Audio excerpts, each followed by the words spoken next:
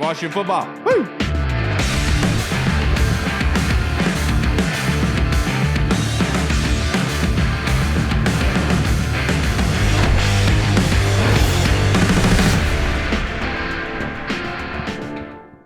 Hello, everybody, and welcome to the Burgundy Zone. I am your host, Kyle, and I am joined by my two co-hosts, Michael Hall and Michael Reed. We have a special guest coming. They're going to be here momentarily, but for the time being, we are going to talk about the latest and greatest news, everybody. So let's go into our fan questions first, and the first one is from Parker Hamlet. Parker wants to know Alex Smith's latest comments talking about how him and the team physician thought that the Washington football team was and the coaching staff was sabotaging his comeback, and they were kind of putting more on him than they needed to. He asked, with his latest comments, what does this mean for his legacy with the Washington football team? And I'll start with you, Hall. Well, there's two sides of it. There's the people that swear by Alex Smith and swear like he needs to be in the Ring of Fame and Lee did him dirty and whatever craziness whatever they're thinking about. And there's a logical side of things where it's like, yes, last year was like a crazy like whirlwind miracle season. Even though he played horribly, he still got his 5-1 as a record as a starter. Pretty much led us to the playoffs or got us in playoff contention. And yeah, so I mean, even if you go back to 2018, he really wasn't playing that well. Like the record would say otherwise, but the quarterback play was below average. So yeah, I'm kind of just in the category of he doesn't really have a legacy because he was only here for like technically a year and a half of like actual on-field football. Right, like not even. So yeah, on-field football. Like, yeah, because he got hurt. A whole season's worth of football, 16 games. Right. So I don't really see a legacy being here. The only legacy I see is he pretty much was a culture setter as far as like along the lines with Ron Rivera and those guys, and helped setting the culture and pretty much getting us on back onto the right track with Ron Rivera and those guys. But as far as like his legacy and him being like coming back one day and like maybe being honored, like maybe like at the Chiefs game, I know people are talking about he comes back when they play the Chiefs, like come onto the field, give him a little wave, yay, cheer him on. But other than that, like I'm just kind of just over it at this point. Like you're already retired. Why are you still trying to like bash a team? Like, yeah, look, and I will say, I'll get into it later, but now we are joined by our special guest, and we are joined by Robbie Duncan, the former D1 prospect. He actually played D1 at Old Dominion with Taylor Heinicke on the offensive line. What's going on, Robbie? How are you doing? I'm good, man. How you doing? Doing fantastic, Robbie. Thank you so much for joining us tonight, sir. Big fan of yours. Obviously, you're big on Washington Twitter. And look, the first thing I'm going to ask you, you played college ball. You played with Taylor Heinicke. How did you think he played this season in his games that he did? And then with getting that contract, how well do you think he can do this season? Well, I mean, I know it'll sound biased, but I mean, the way he played against Tampa Bay in the playoffs and the chances he got for that, I mean, was exactly how he played at ODU.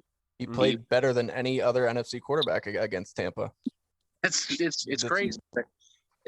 That's exactly how he played. He was fearless. He was very crafty in the pocket. He was safe for the most part, except that touchdown dive he did was a little, but I mean, that's just how he is. He's a leader by how he plays and kind of carries the team with his play. It was very much like what he did at ODU for me in my experience. So I had my expectations and hopes that he'd do that, but seeing it actually happen was unreal. Yeah, right. I know that everyone keeps talking about, Fitz was brought in here to be the starter. We all know that. But Ron Rivera said multiple times that it's still going to be an open competition. And Taylor said when he signed that contract, he said, I came here knowing that it was going to be a competition. I don't think Ron Rivera is lying to him. Do you think it's going to be a competition? And could it possibly be a situation where Taylor could take over? I mean, I think it will be a competition for sure. Fitzpatrick's going to have the edge. I mean, of course, because he's been in the league for a long time. He's been this bridge guy for many teams up at this point. So yeah, I think he's learned from the fact that he didn't have a competition with Haskins when he was there. So I think he really does want to strive the whole everybody pushes everybody and nothing's given type thing. So Whether they actually draft somebody next week, I think that's irrelevant. I think you're going to see a competition regardless if they draft somebody or not. So it definitely will be good for Taylor to be a part of that competition. Right. And that'll bring me right into my next question. With all these rumors floating around, I've asked this so far, we've asked this so far to every guest. Do you think Washington ends up trading up for a quarterback, or do you think that they're set right there at 19, maybe move back, if anything? I've been talking about this for, my friends that are also Washington friends, but or Washington fans, I mean, but I don't see it happening. They've said it a couple of times now that they don't believe in mortgaging the future for a quarterback, and that was in regards to getting Watson or whoever. Exactly. I think shot for Stafford, and they didn't make it, and they're just going to let the cards fall as they may. If they, Fields or Lance or whoever is down into like early teens or 15 or something, maybe they'll consider it, but I don't think they are planning on at all of making moves initially. I think, with what he said, they don't really plan on mortgaging the future, and you could see that as a smokescreen or whatever, or just playing poker. But I think he's actually telling the truth behind the whole coach speak draft talk. So I think it's going to come exactly as he said it will. And we're like, well, what happened to the trade up? No, I don't think it's happening. Yeah, no, I agree. I 100% agree. So if you were picking at 19, obviously you just said they don't think they're going to trade up. Neither do I. So what would be your dream scenario at number 19? Would you go linebacker, offensive lineman, and if running back? Running back, according to Pete Traeger. That was very polarizing, but I mean, you can make the case. I'm not saying I would make the pick, but you could make the case that Najee Harris or Travis Etienne is arguably one of the better players on the board, but the value of a running back is just not there in the first round. And so definitely not a running back, but I know a lot, or it's the offensive line talk is starting to really kind of pick up steam, but I don't think the value is there for that either. I know it's surprising coming from me, but it's a very deep draft class for offensive linemen. I think the value of taking a guy like Darisaw would be great, but on the flip side of the coin, the linebacker class is not as good. Safety is not as good. So I would shoot for a linebacker like the Notre Dame linebacker Jeremiah, or JOK if you want to shorten it, or hope that Parsons slips somehow. A guy like them would really make a big difference for the defense, or even the TCU safety. It's not a deep class. Maybe take advantage of the top tier guys and then address the depth of the draft in the later rounds. Yeah, before we get into the offensive line, because you are a guru there, Robbie, obviously. Before we get into that, I have one off the field question for you. Sports Illustrated came out another article today with Alex Smith kind of saying, that the Washington football team was sabotaging his comeback in a way, that they were putting more on his plate than he's ever had before, kind of testing him. Do you think that Ron Rivera did kind of try to sabotage Alex's comeback? How do you feel? How do you interpret Smith's comments? I think it's, Smith is allowed to feel how he feels. Right. I can understand why he feels that way. Right. But Ron Rivera's never been one he's not passive aggressive. I mean, the guy has a military background. He's going to tell you how he feels and tell it like it is. So, put him on the pup list and having him do these extra drills. I mean, he's got to have some sort of peace of mind of what he's going to do with Alex Smith when he goes out there. I mean, so it may be Smith is covering his butt or whatever by doing these things, but the guy almost died from the injury. His leg it's not a normal leg. It was like a snap at any time. So can you blame him for feeling that way?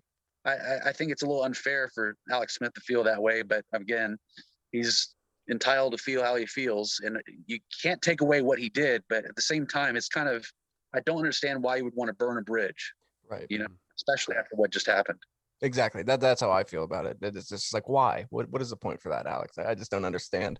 It's giving off some bad vibes, Alex. We don't like that. But we talked about how deep this offensive tackle class is. This is a very good offensive tackle class. Is there any offensive tackles in this class that maybe you think could either go higher than people expect, like maybe somebody in the mid rounds who could go early day 2 or possibly even slip into the end of round 1?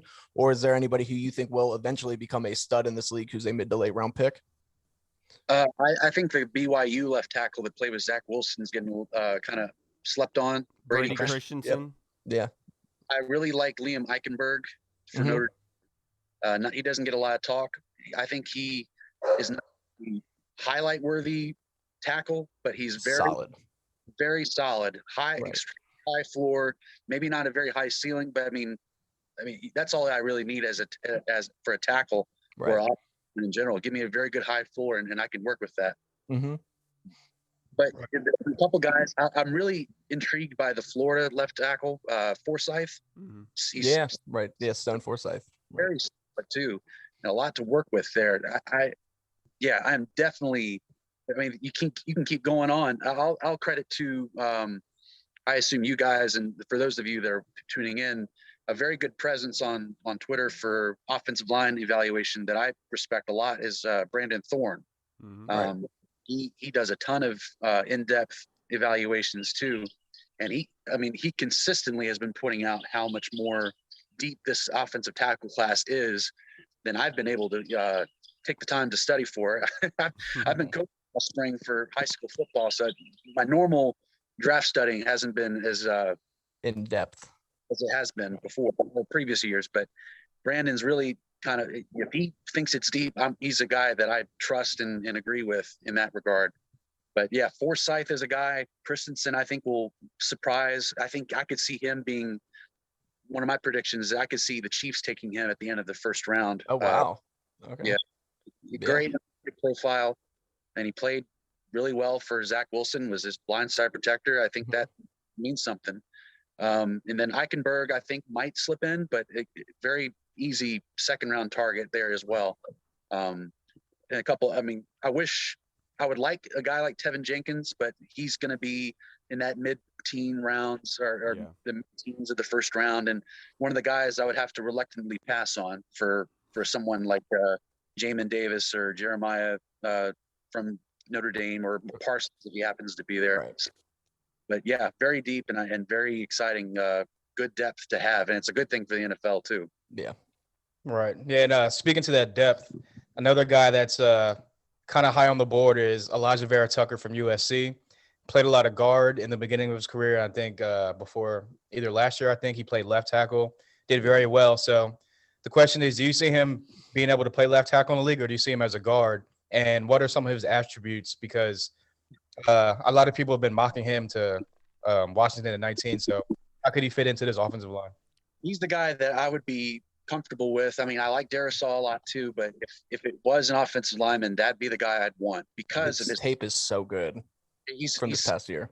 He's very good and a great comp I've seen for him. And he may not be as good as him, but Tristan Wirfs is a comp I've seen for this guy. Yeah. And I can see it. I mean, Wirfs was a guy that, it looks bad now, but I thought he looked like a guard playing tackle when I watched for the draft. And, I was pleasantly surprised to see him play so well at right tackle like he did.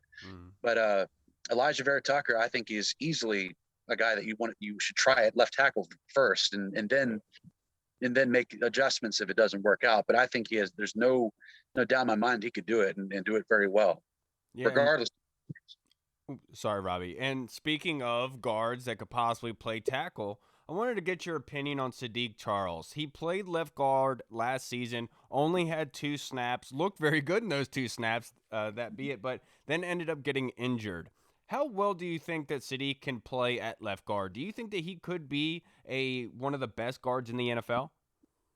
I really liked him in the draft. I really did, and thought he was a late first, early second type talent, and he was being slept on because of his, smaller measurables compared to other tackles and character concerns and stuff like that. But getting him where we did was something I was very excited about, and was really hoping to see him play somewhere on that line, whether it was at tackle or guard. And I think Ron seems to like him inside right now. And that competition at left guard is going to be very interesting because I'm a big fan Wes Schweitzer's done since he came in. And then, so what I would see is a competition between him and Schweitzer at left guard. And then depending on what happens with Brandon Sheriff, then we could see one of them transitioning to the right side. But at the very least, it's great depth and, like somebody that you can rely on to come in and do very well and when the time comes, whether it's Schweitzer starting and then Charles replaces him or the vice versa.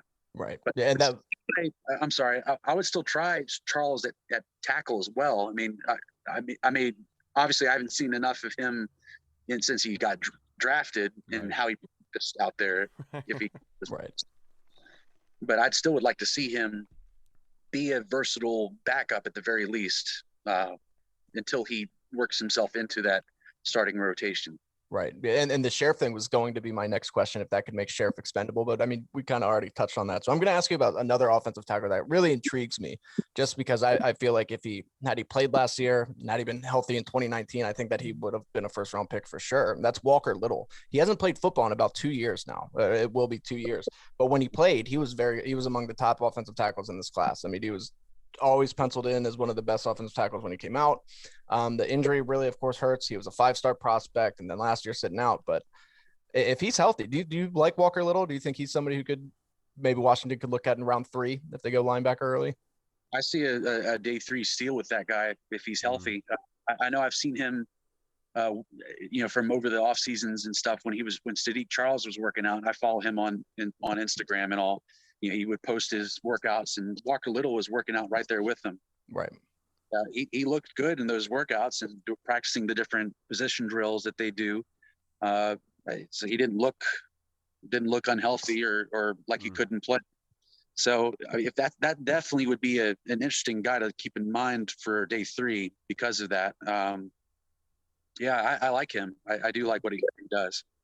His dad follows on social media too. Like, so if you ever tweet at Walker Little, you'll get a retweet and a like from his dad. I can promise you that. Oh, there you go. It's pretty exciting. This one's going to be outside of Washington. This is like just a broad NFL question. So the first 2 picks of the draft, pretty much everyone thinks they're locked in with Trevor Lawrence and Zach Wilson from BYU. So people are saying the draft starts at pick number 3 with San Francisco. Obviously, they're going to go quarterback. Who do you think they go with quarterback and why? I say Justin Fields. I like Trey Lance, but for what the 49ers need is a guy that can compete right now while also maybe sitting if need be because of, they still got Jimmy G.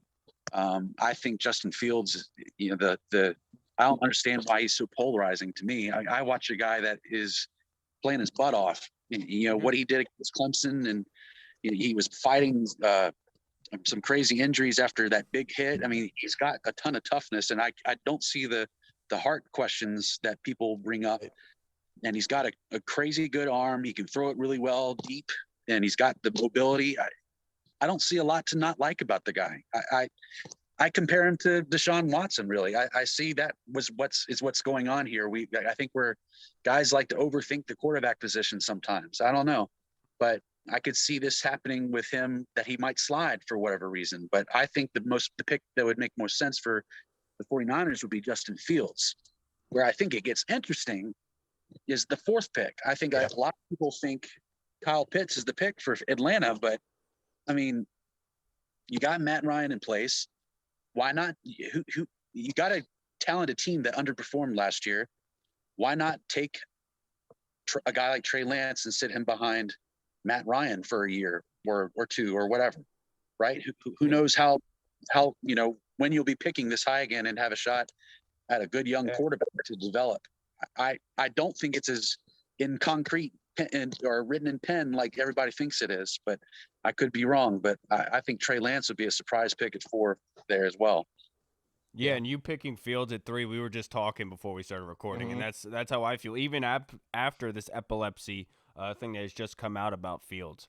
Now, my question to you, Robbie, that I'm going to ask, when you're looking at an offensive lineman, like I know you haven't done all that much research as you usually would because you've been coaching this year, but when you look at an offensive lineman, what traits do you look for in gauging how good they are? I think you have to see the technique first. You've been playing the position most likely since high school. You know, if the technique still isn't there, I have big questions of why haven't you picked it up yet? You know, that's in the back of my mind. Like, yes, he can be somebody, but what's the deal? Why hasn't he?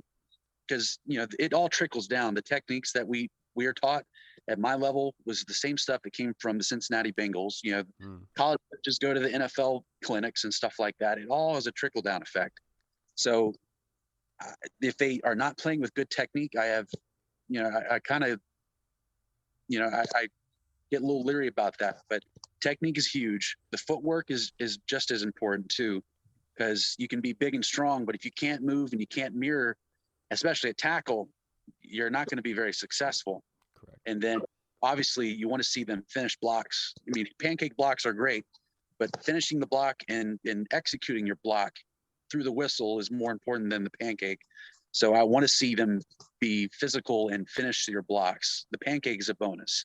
It looks cool in highlight film. You love to see it, but it's not an end all. Oh, he didn't pancake him, I don't like the guy. That kind of thing.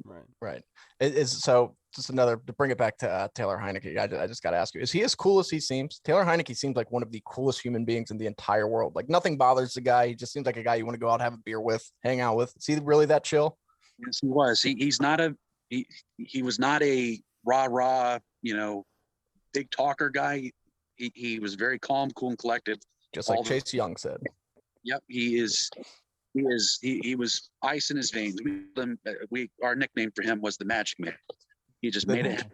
Magic Man. Yeah. True story. Magic Man.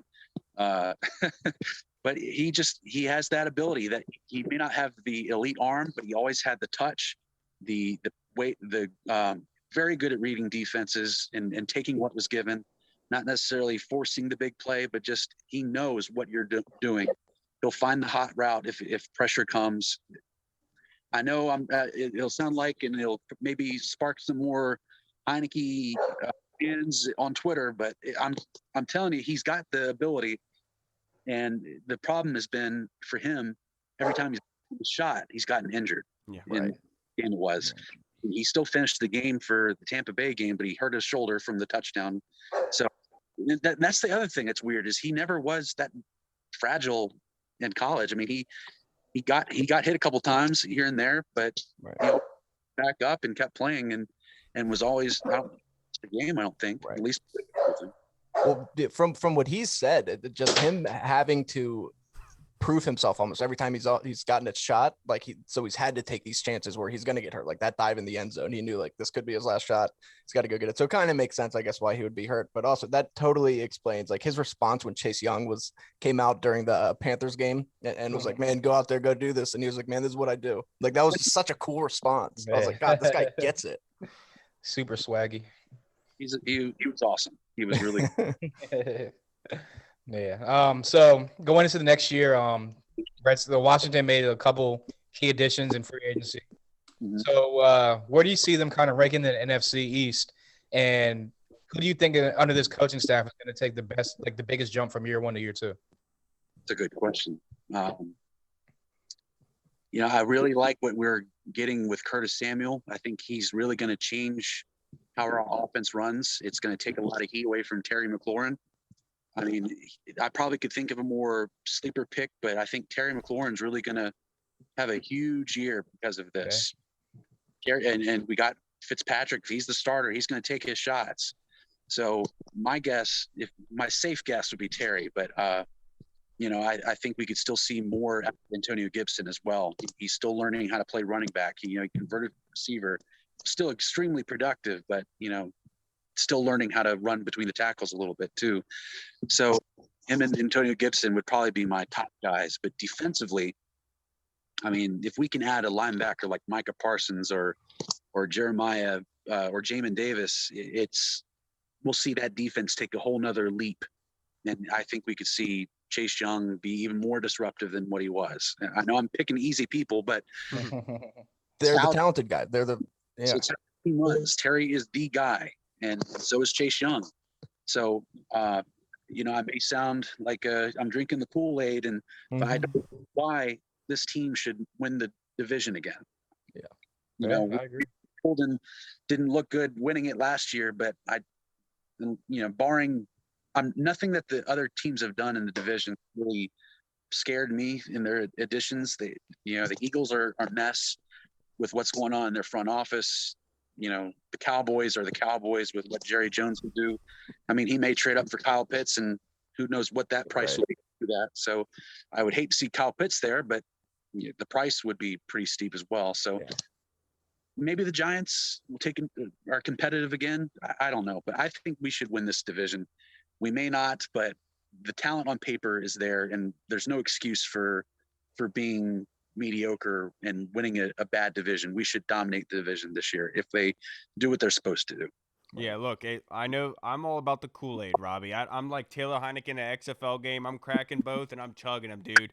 Give them all day long. I love the Kool-Aid. Now, to wrap this up, Robbie, my last question for you. The Washington football team waived Bryce Love last week, kind of made rounds through Twitter and everything. Now that he has been waived, and I know that they brought back Lamar Miller as well, but what round would you be comfortable with taking a running back this year if you think that they are going to take one? I'll tell you, I would be happy to land one of those North Carolina running backs. Yes. Yep. There we go. Second or third round, go for it. Yep. Go for it. Javonte Williams is so insane. Yeah. Even the other Memphis dude. Kenny Gainwell? Gainwell too.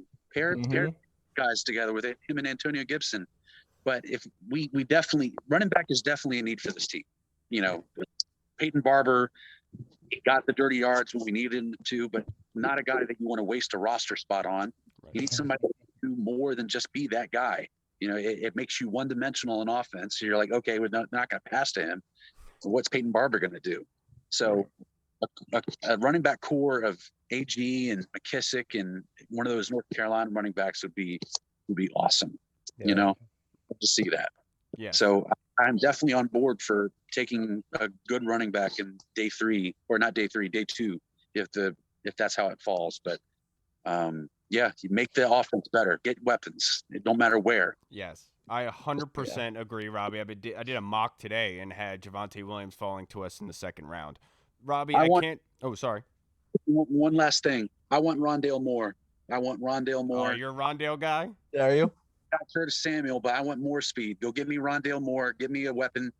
Make it so positionless that defenses don't know what the heck to prepare. That would be terrifying. On day 2, getting Rondale Moore with his return ability, you can line him up in the backfield. You can line him up at the slot. You can line him up outside. His freak athleticism at his size. Yeah, I love that, by the way. You want more speed, so you want to go draft Rondale Moore. I get it. I got that one, Robbie. That was good. That was a good bit by you. 6'5" guy like Nico Collins, who's good too, but I give him speed. You can't teach speed. Yeah, you're absolutely right. Yeah. Robbie, I can't thank you enough for joining us for this episode. I know you've been very busy. I appreciate you taking the time out and giving us your expertise. Where can their fans find you on Twitter? It's at Robbie Duncan OL. Very easy. Ooh, there you go. Very, very easy. Robbie, I can't thank you enough, sir. I hope you enjoy your night. Have a good one. And let's watch this draft on Thursday night next week. Ready. Love it. All right, man. Take it easy. All right, man. Have a good one, Robbie, man. We'll see you, brother. Yes. All right, everybody. We just spoke with Robbie Duncan, the O-line master. Guru. The master. If you want good O-line, you just go follow Robbie. Robbie's amazing with his O-line. Yeah, he's very, very good at what he does. I've tried to get him on before, but the coaching kind of messed with the schedules and everything. But finally, we were able to get this done and get his expertise. Now, we were talking before about fan questions. We went to Parker's question asking about Alex Smith. Does it tarnish his legacy here? And I personally, I don't really believe so, because my wife, a long time ago, when we first started dating, I was stupid, right? And we were having an argument one time, and she was saying how she was like, you made me feel this way. And, I responded to her by saying, well, I'm sorry I made you feel that way. I didn't mean to make you feel that way, but she kind of took it as, you're telling me that you're not taking any acknowledgement of what you did. You're just saying you're mad that it made me feel this way, that what you did wasn't bad. So let her know, look. And that's how I kind of view this with Alex Smith. Ron Rivera's I'm sorry you feel that way. I didn't mean to make you feel that way, but it is what it is. And with Alex Smith in particular, I feel like he is kind of poking at them just a little bit, because, he's talking about all the extra work that Ron Rivera put on him, and they were trying to sabotage his comeback and everything by making him push bags and then doing the tosses and everything like he's never done before in practice. And he's like, why are they putting all this on me? It was like they were trying to get me hurt again. My whole thing is like, I've watched like videos on ships being brought out for the first time, brand new ones, and they do a test where it's like an emergency situation. They do a complete turn on both sides. They have to do a 360 in the water and everything to test the conditions. That's what I think that Ron Rivera was doing. These were unprecedented times. So what he was doing is he was trying to replicate NFL play by making you do more work to try to make sure that that leg could stand up and withhold. He didn't want to put him out in the field and get him injured real quick. He didn't want to be that guy.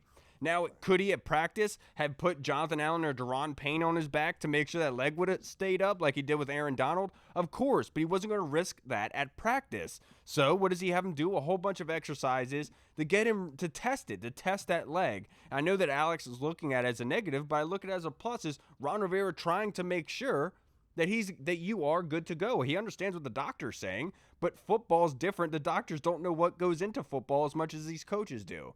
So that's why I feel like it's just Alex poking a little bit too much, maybe a little bit too sensitive about it. But I understand where he's coming from. He kind of had this whole thought process in his mind that he was going to come back, play every game, that he was going to have the opportunity to start every game and then win football games for him. And obviously things got in the way. But look, it is what it is. Yeah, that's exactly how I feel about it. To me, when I read it, it almost just sounded like it's like, okay, well, I get why you would be upset, maybe, I guess, but I feel like you looked at that all wrong. I feel like you guys didn't really have an off season this year. I feel like they were kind of testing his leg to kind of see what it could take, kind of making sure you're good to go, because when you have Aaron Donald on your back, it's going to pay off. And sure enough, that ended up happening. But will this tarnish his legacy here? I think no matter what, everybody's going to remember the comeback. So I think people will automatically be like, that was awesome. Like, you deserve so much credit for that. But I think amongst fans, we'll all kind of have a little sour attitude towards him and be like, what was that? Why are you dirty talking us after a breakup like that? Like, this was a mutual breakup. Okay, calm down. It's fine. And just talking bad about us, I don't like that. Calm down, my guy. And I completely understand. Not a problem. You suck for the first 7 years of your career. I'm just kidding. Like, I understand where people are coming from. Where like, Alex is right, the team is right. Like, this is getting too much. Alex is kind of. He can say what he wants. He can feel the way that he wants to feel. You can't go at him and say you shouldn't be feeling this way. Right. That's how you feel, dude. Does that mean 100% it happened is true? No. And just because a physician agrees with Alex Smith, that doesn't mean anything. I know they're employed by Washington. You're allowed to feel how you want. I mean, you're right, but you're also wrong, and I hate you for it. Stop. No, but seriously, like I know I'm just kind of over at this point. Like, it is what it is. Alex, you feel the way that you feel. That's great. You had the chance. Washington did do a lot for you. It is what it is. You feel this way. That's great. More credit to you. Wish you the best, obviously. Now, moving on to our next question. Scott Hartley wants to know, from the current roster, who do you see having a standout year and who would be your sleeper? Hall. Well, I'm going to go back to my guy Gibson. I definitely think that with the OTAs and training camp, I think that year 2 he can definitely keep ascending from where he was, and I think they're going to use him more in the passing game this year. Hopefully, I know the issue last year was he wasn't on the field as much as he should have been because of a pass blocking issue. So hopefully, with year 2 in the offense, training camp, offseason, OTAs, all that good stuff, he'll get his pass blocking down a little bit better. He'll be able to be a all-around 3-down back going forward. And my sleeper would have to be I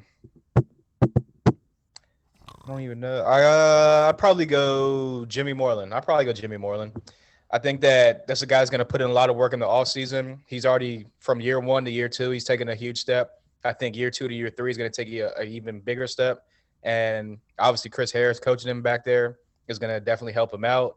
And like I said, just being in year 2 in the defense and being around Del Rio, being around Harris, obviously the defensive line gelling even more. Ioannidis coming back, it's going to help out. William Jackson being on the other side is going to help out. So my sleeper for would definitely be Jimmy Moreland.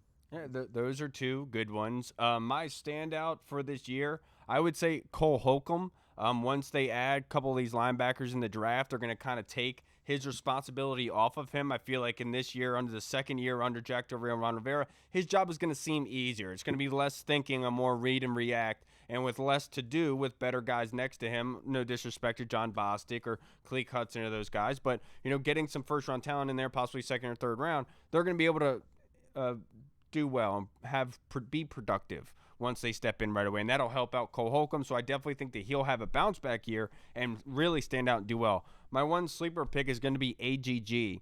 Adding Curtis Samuel along with Terry McLaurin, having Logan Thomas in the middle there, I could definitely see AGG coming in and having a really big input here, especially given the fact that this coaching staff and front office likes big wide receivers. They go back to Carolina days, Kelvin Benjamin, Devin Funchess down in Carolina with Marty Herney and Ron Rivera. I could definitely see AGG having a place in this offense, given the fact that Terry's a smaller guy, same with Curtis Samuel. AGG offers that kind of height and ability that I think maybe could be that sleeper pick. What about you, Reed? Yeah, for a breakout year, I'm going to go old Montez Sweat. I think year 3 here, you're really going to see Montez Sweat really explode now that he's completely acclimated to the NFL. This defensive line, like you talked about, getting Matt Ioannidis back, I think is going to be huge for both edge rushers, and just Chase Young are already demanding so much respect. I think Montez Sweat's really going to feast. He's going to be able to use his athleticism. Don't be surprised if Montez Sweat is among the top 10 in the NFL in sacks. And for a sleeper, I'm going to pull one out here. Everybody's talking about safety being a pretty big need. I think Jeremy Reeves played very well last year. A lot of people aren't really talking about that. He was PFF's highest. Thank you. He was PFF's highest rated Washington safety since Sean Taylor. I'm not saying he's Sean Taylor. Obviously, I know anytime you mention anybody in the same breath with Sean Taylor, Washington fans get mad. Calm down. I'm aware Jeremy Reeves is not Sean Taylor, but I do think he could be a decent starter. He seemed to mesh very well with Cam Curl, so I think that Jeremy Reeves could have a pretty decent year. And before we keep going with the fan questions, real quick, I know you got to go soon, Reed, but before we get into the rest of fan questions, Fred Smoot today on Washington Football Team's Twitter came out with his top 5 O-linemen, not tackles, not guards, top 5 O-linemen in this draft. At number 5, he had, Alex Leatherwood. Before that, he had, now I'm drawing a blank. Who was it that he had in front of him? It was Alex Leatherwood at 4. At 5, he had it was a guard. I forget who it was. Trey Smith. Yeah, Trey Smith from Tennessee. Yeah. And then obviously he has Penei Sewell up front, then Rashawn Slater and Christian Darrisaw. But it's kind of ridiculous that Leatherwood and Trey Smith are on. They're both very capable and good O linemen, but to say they're the best O linemen in the draft, I think it's kind of weird. So let me ask you, Reed, who's your top 5 O linemen in the draft? I'm going to go Penei Sewell, number 1. This is just all offensive linemen, obviously. I think we can all agree Penei Sewell is probably number 1. Penei Sewell, number 1. Rashawn Slater, number 2. Followed by Elijah Vera Tucker, Christian Darrisaw. And then number 5 is kind of tough for me if we're just talking the entire offensive line. But I'm going to go with offensive tackle, a position that I just think is so important. And Tevin Jenkins, I think you got to go him. And the good thing is all 5 of those guys can also slide inside and play guard. So, I mean, you're getting a very versatile offensive line there. Yeah, I agree with you. My number 1 was Sewell. My number 2 was Darrisaw. My 3 was Rashawn Slater. My 4 was Tevin Jenkins. And my 5 was Jackson Carman. I could have told you that. Yeah, I know. Obviously, everyone could have told you I would have Jackson Carman on that list. I know. But Alex Leatherwood, honestly, he fits in more as a guard, in my personal opinion. I don't think he's going to be playing tackle at the next level. I know everyone keeps projecting him as a tackle. I just don't see it, personally. That's just me. Yeah, I mean, obviously, Sewell's like everyone's number 1, which is going to be crazy because he might drop out of the side of like the lower top 10. Which should would be a top nuts. 5 pick. But Sewell, and then I'll go Slater, Darrisaw. I'll go Elijah Vera Tucker, number 4. And honestly, I can't really decide between Jalen Mayfield and Tevin Jenkins at number 5. So I'll probably just go 5A and 5B, just because I feel like. I'd probably go. Yeah, I'd go Jalen Mayfield just because he played in the Big Ten, which is more of like and at Michigan. And at Michigan, You're a Michigan fan, so I'm a Michigan fan, so I got to go Jalen Mayfield. But no, seriously, I just feel like the competition was better as far as like who he went against in the Big Ten as opposed to Jenkins, who played in the Big 12, which is a bunch of kind of just like big, slim, faster guys. So yeah, I agree with that. Now, going back to our fan questions, Wahoo Dad wants to know, what changes would you make to the uniform hall? I mean, I wouldn't make any changes. Burgundy and gold is what they're gonna stick with. The only thing I would change is I would make an alternate jersey, which everyone knows. I'm not gonna steal your thunder. Well, I was about to say, I know what you're saying too, Kyle. So Yeah. I'm gonna chime in. I'm not gonna steal your thunder and say the all black jerseys or the military jumps. What I'm gonna say is it would be lit if we had like a gray, burgundy, and like That's what I've always said. A nice yeah, gray. like I a love smoke that gray and like a Yeah. burgundy to go with like Mhm. a yellow or the black, some type of like that. So that's the only thing I would do. And then, I mean, obviously I would change the jerseys around, but like I would keep the color, the color scheme. Yeah, I agree with you. You keep the color scheme all together, but you have a black alternate jersey. A salute to service jersey maybe for you that you can incorporate camo in there. I'm not really concerned about camo all that much. I would love to see the uniform, but if I have to choose between one or the other, I'm going to go black unis all day. I feel like that needs to be used. Washington really doesn't have a uniform besides the all whites from last year where they wear for special occasions, like where they wear for the primetime game, like, with the Ravens when they wore the all blacks for their Sunday night, Monday night games against Pittsburgh, stuff like that's the kind of thing I'm going for. I would absolutely love a black jersey. That's it. I know it's an alternate jersey, not adding it to the consistent jerseys, but an alternate specialty jersey, guys. I don't want you guys flipping out saying there's no black in the. I get it. I understand. Just saying. Mhm. I would like to see it. Why is there no black? What are you trying to say? Yeah, what are you trying to say, Kyle? Keep the Well, they're black trying out. to say there's no What are you- black. There's no black in like the burgundy and gold and the logo. I know, And the I only know. black people saw was like Jeez. the hair on the guy. I'm just The one thing I would do to change this is probably make a new logo that was like a circle with like feathers on the back of it, put like a Native American head in it, kind of looking off to the side, a profile pic. No, I'm just kidding. No, I like it. That'd be cool though. I do. I like the numbers on the helmet. I love that. I like it too. in all gray and all black. Those are kind of things that I was leaning towards. I really wouldn't change too much. We'll have to find out when the name comes. I think what they're going to do. If it stays Washington football team, I'd be okay with staying with this, honestly. Yeah, I wouldn't but I mind know a lot the of numbers being turned into the W like I do on my hat. Yeah, I love would that like look. the W. Yeah, if they got their own W or something cool. But yeah, I think that a Native American profile shot inside of a circle, feathers on the back, I think would be the way to go. the only way I want Washington football team is if it's that or Red Bulls. Honestly, Yeah, if it's between those two, you know where I'm going.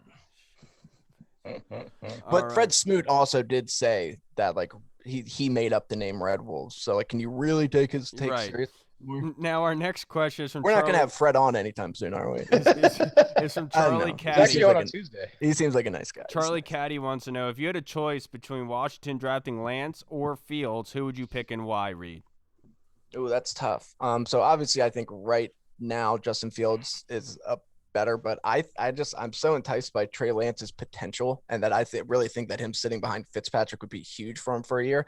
So as much as people might not like that, they have very similar traits, but I just think I'm just so enticed by Trey Lance right now. I think him sitting for a year or two behind Fitzpatrick would be ideal. For me, it's Fields. I would much rather go with Fields if we're doing the whole trade up. Because you're giving away assets. Who has the higher floor, and that's Justin Fields. He's been at that pro level, not pro level, but he's been at the top level. Obviously, we saw with him and Trevor Lawrence in that QB1 camp or whatever. He's been at the top. He's seen this competition, did well, and then when he got hit, he came back with those broken ribs, whatever have you, and did well in that game. I think that is a man right there. If I want somebody commanding my offense that the team is going to rely on and say that guy's going to get it done for us, it's Justin Fields, in my opinion. That's the kind of guy that these kind of players will look up to in that aspect. So it's Fields for me. I'm gonna go Trey Lance just because he has the higher ceiling, in my opinion. I think even with Trevor Lawrence, I think both that wrong. no. I think that Trey Lance could be the best Kyle? quarterback. Yeah, I think Trey Lance. All you got to do is flash some lights at Justin Fields. All of a sudden, the guy gets out of the game. He can't play anymore. Oh my God! Come on, man. That was I think Trey Lance can be the Thank best you for quarterback. clarifying. Yeah, right. He comes, his walkout music's Flashing Lights by Kanye West. I don't know. He seems like a nice guy. I think that Trey Lance can be the best quarterback in this draft. He has the best arm strength. He's obviously the most mobile. Like I said, he has the highest ceiling. I definitely think that sitting behind Fitzpatrick would be like the best case scenario for him because by all accounts, Fitzpatrick is one of those guys that's willing to teach the next guy behind him. It's going to help the next guy behind him no matter what. So, yeah, I mean, Only way I would be cool with Trey Lance is if like somehow he slipped to like 8 or 9. We trade up to like, well, not even 9. If you trade it, slip to 8 and trade with Carolina, move up. But outside of that, I like Justin Fields. It's not just like me being a Michigan fan hating on Ohio State. I just think that it's gonna like the whole like he can't read defenses thing is like being blown out of proportion. Yeah, of course it is. Yeah, I just think that, like I said, I was telling the story on Tuesday where Trey Lance at 18 years old as a true freshman was staying after practice or before practice, whatever it was in the film room breaking down NFL defenses, trying to figure out like what are they going to throw at me, what are they going to do here. He's the only one that was in his offense coming to the line, calling out the all the blitzers, all the pre-snap stuff at the line of scrimmage. Everyone says his character is A+, his football IQ is A+. The sky's the limit for Trey Lance. It's all about can he put it together. And so, the thing that really sold me on Lance, look, I love Justin Fields too. There's really can't be wrong with this, I think. But Trey Lance, I just feel like the whole thing where him going through the quarterback needy teams playbooks and running routes at his pro day to show these teams like how he would fit in their offense. I thought that was so smart. That was such a cool thing. Now, Reed, before you go, there's 2 more questions to ask, and I just want to get these because these are very important. I know you got to go. The Colonel's question.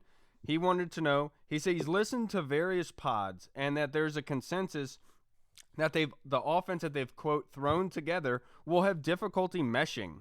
He says, however, some key parts of that so-called thrown together offense have worked together in the past. For example, Fitz and Adam Humphries in Tampa and Samuels and McLaurin at Ohio State. What are your comments on that, on this being a thrown together offense and that they'll have trouble meshing at first? I don't necessarily think that it's thrown together. I think if you like, I hear people say that all the time too, and I don't like that. If you look at Scott Turner's offense, Scott Turner, why do you think they were so sold on Kyle Allen? They liked him so much because he threw the ball downfield. He wasn't constantly checking down. He was taking shots. He was throwing it mid to deep as often as they like. That's what Fitzpatrick does. Ryan Fitzpatrick loves doing that. So I think just having him doing that is going to be huge, especially when you take into consideration Terry McLaurin, Curtis Samuel being able to get open downfield. Then you Cam Sims and his size, and Logan Thomas and his size. I think it's going to work out very well. And then these pass catching backs, like I don't understand why people are saying that. Yeah, I wholeheartedly agree. Let's look at this, Colonel. How was this thrown together? If this offense was going to be going out of the wayside, it would have happened last year when they had 4 different quarterbacks coming in and starting for them. They're used to it, especially Terry McLaurin, Logan Thomas. They had to adjust during the season with different quarterbacks. So if there's any offense in this league that'd be good with just starting with somebody brand new, it is this team in Washington football team, in my personal opinion. And you're 100% right. Terry McLaurin going back with Curtis Samuel. Let's look at Curtis Samuel last year. He had the best year of his career last year with Teddy Bridgewater, who he has not worked with, in a brand new offense. Given with Terry McLaurin working with 4 different quarterbacks as well. It makes a whole lot of sense. And then Ryan Fitzpatrick, he goes to he's been on like 15 different teams with a whole bunch of different wide receivers. He can easily transition. We have seen that happen with him before. So no, Colonel, I am not worried about them getting together and meshing in a long time. I think they can mesh right away. If there's any unit in this league offensively that can do it, pick it up right away, it's this one because of what they've gone through in the past. I do think they are very special in that capacity. Yeah, I mean, and look, if you really think about it, majority of the offenses and the majority of teams in the NFL coming in after an offseason, after the draft, they're kind of just thrown in there and like they got to get that mesh time together. Obviously, there's going to be OTAs, there's going to be training camps and all that stuff this year, so that's a lot more time to get together, mesh, and stuff like that.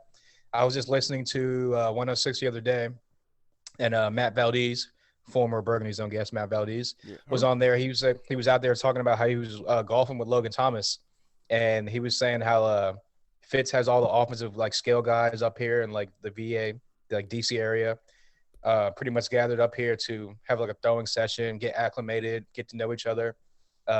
Well, they said they're still waiting on Fitzpatrick to get up here. But yeah, so they're already taking steps to kind of like get that gel, get that mesh. And as far as the offense goes, Curtis Samuel's been in this offense already, so he's already going to know what to expect, what to do in this offense. Terry McLaurin's coming back year 2 of this offense.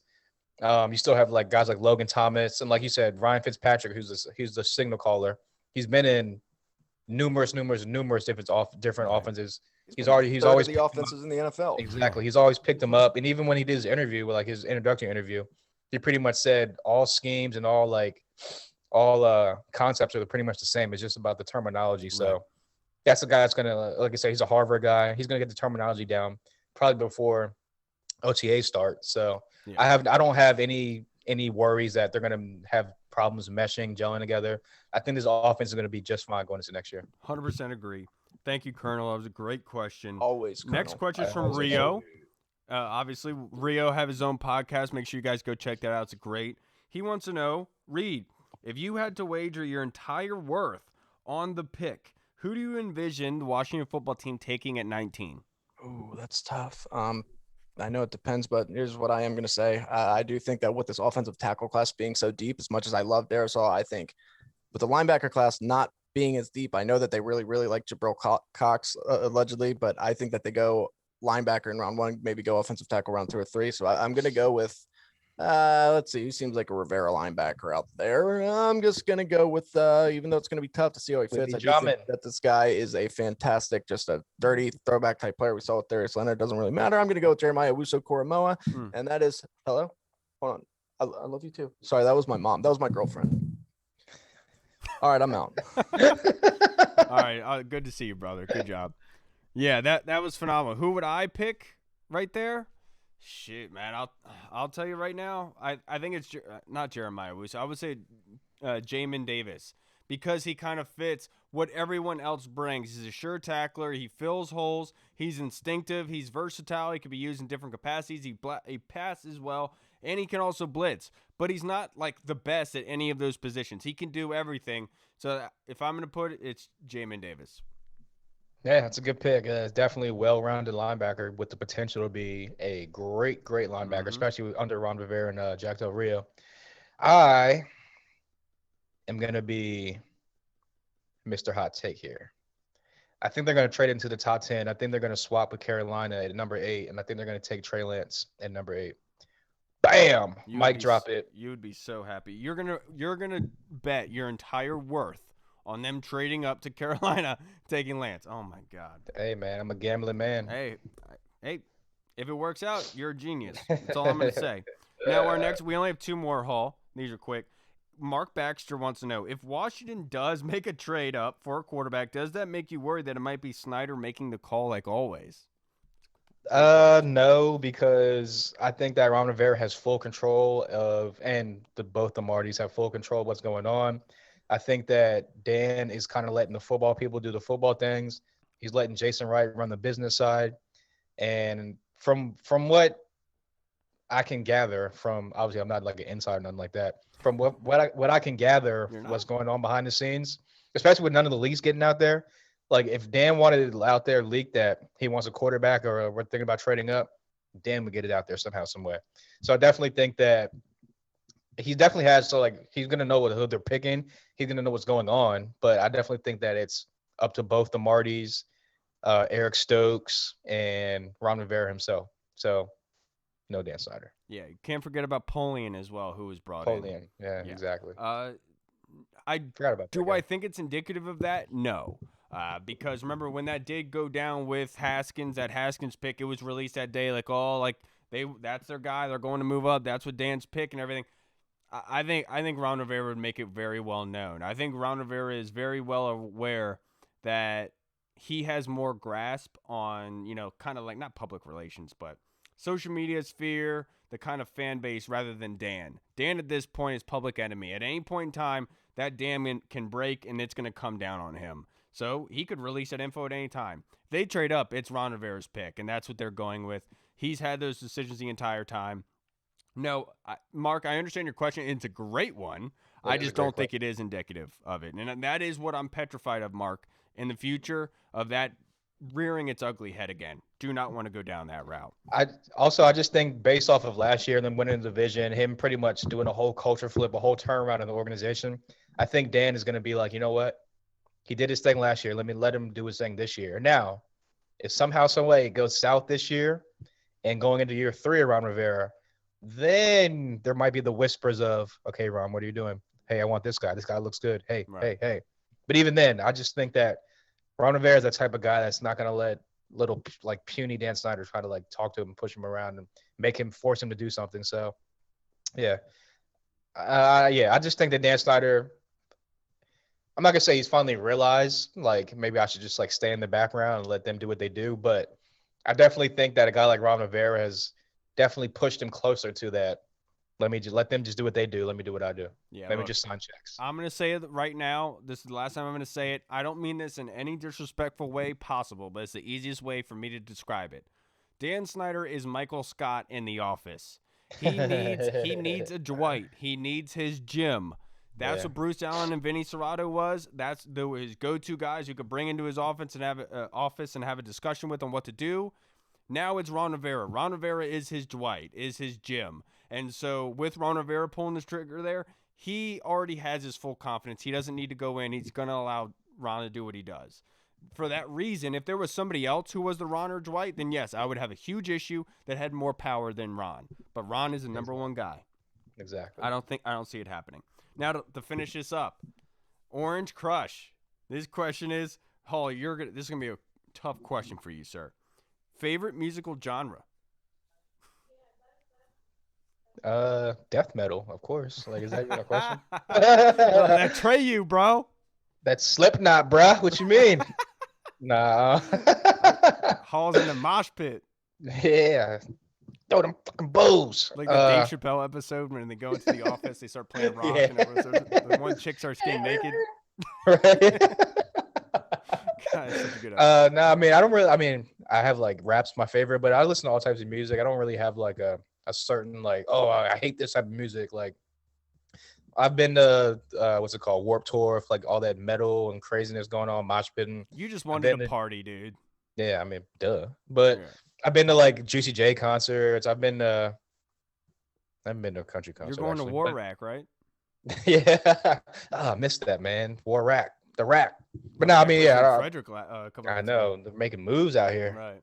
Right. Yeah, but I like rap, I like hip hop, but I don't really have like a favorite. I just dislike like the sad country. Like, my dog died and my girlfriend left me. Like, I don't want to hear that. Oh my goodness. I'm probably the worst one to ask this for Orange Crush because I literally listen to everything.